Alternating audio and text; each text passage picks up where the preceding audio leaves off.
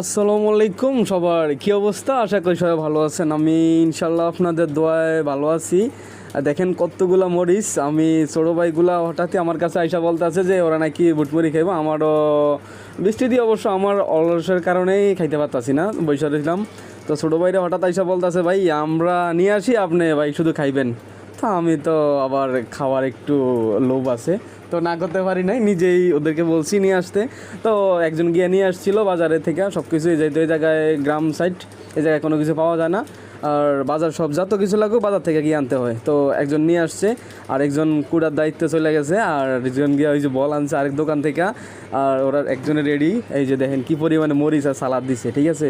এই যে লোভনীয় খাবারগুলো রেডি করতেছি, যারা যারা খাইবেন চলে আসেন, আর না খাইলে তো হাক করে বসে থাকেন। তো আমার কিছু করার নাই, আর খাইলে জলদি জলদি দোকানে চলে আসেন, দোকানে সব কিছু রেডি প্রায়। আর একটু দেরি করলে কিন্তু খাইতে পারবেন না, হ্যাঁ।